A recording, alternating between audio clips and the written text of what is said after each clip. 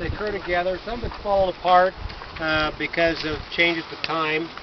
But here we have an irrigation canal and we have a drain. So which one's a canal and which one's a drain? Canal, drain. Why? That's correct, but why? Just because of the depth. I know, just because of the depth. The depth is exactly right. The way it works is that we have a series of irrigation canals. All this water is taken out at Mesilla Diversion Dam up north by Mesilla, and taken out canals, goes in the field. And if we just keep applying it to fields, what will happen is the groundwater level will build up, and evaporation occurring salts will build up. Civilizations died that way.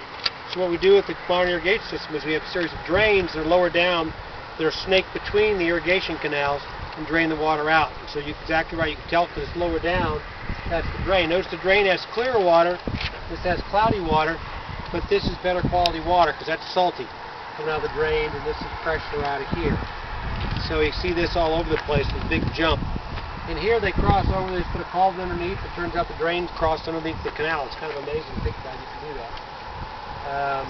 What happens is farmers call for water. They release water out of Alpha Butte Reservoir. All comes all the way down here, or Caballo comes all the way down, gets diverted out in Mesilla, and then comes through here. And the drains periodically go back in the river, the salty water. When they shut down the irrigation system here another couple weeks, what will happen is the canals will all be dry, but the drains will keep flowing during the winter, except for drought years, and they'll put water, salty water, back in the river. And it's, in the winter, the Rio Grande is too salty to drink, it turns out, in El Paso, which is kind of amazing to think about. It's because all this irrigation return water. So we have canals, drain right here. The other thing is the farmers, like the irrigation district, likes to clean out the salt cedar from the canals because that's their water. Whereas the drains are full of salt cedar and stuff. They get cleaned out every so many years, but not as much because that's more water that's owned downriver. Furthermore, the drains are one of the small areas of wetlands we have left around here. A lot of ducks and so forth are in these drains, bird life. So they're pretty neat areas, really, to have. Let's go along here and look at some of the other structures.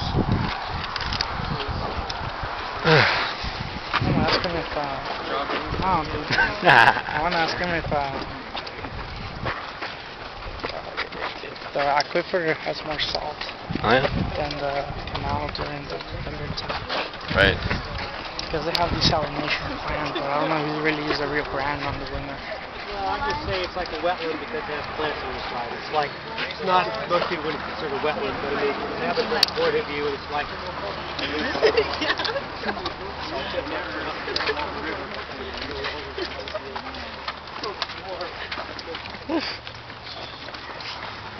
Don't trip. Está la pinche lluvia, el refugio.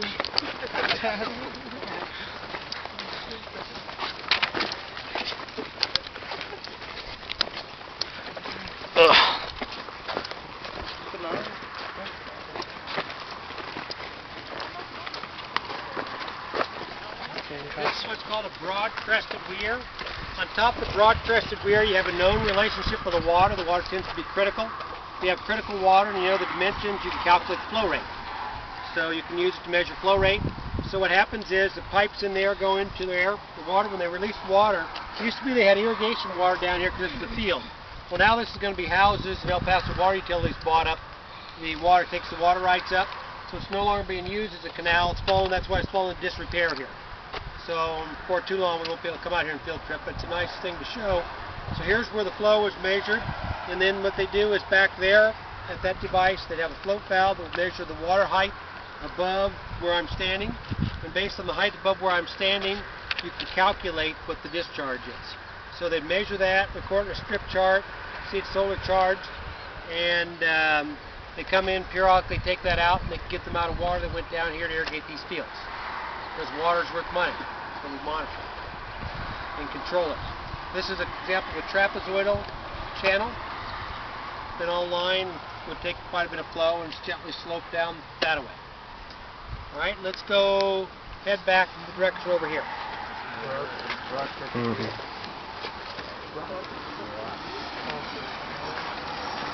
Okay.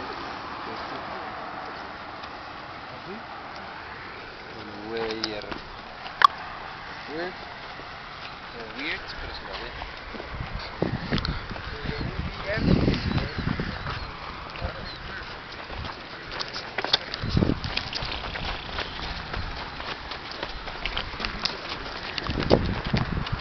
I'm going to.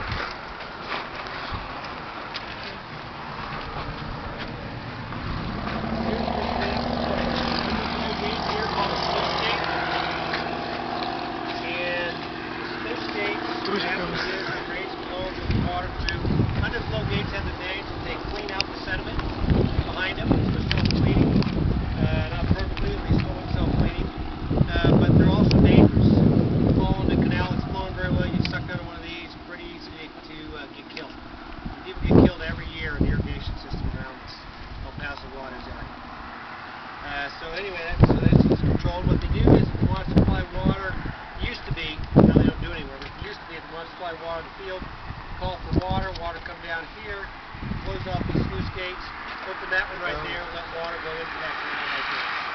On the other side here is what's called a raceway. What happens is you too much water to put it down, you don't know what to do with it, so they cause a flood down below here, have to have a way to get it back in the river. And so this is a way to put water back in the river.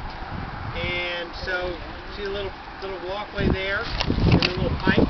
That's also a flow gauge structure. You can't see much when you walk over here, but that is a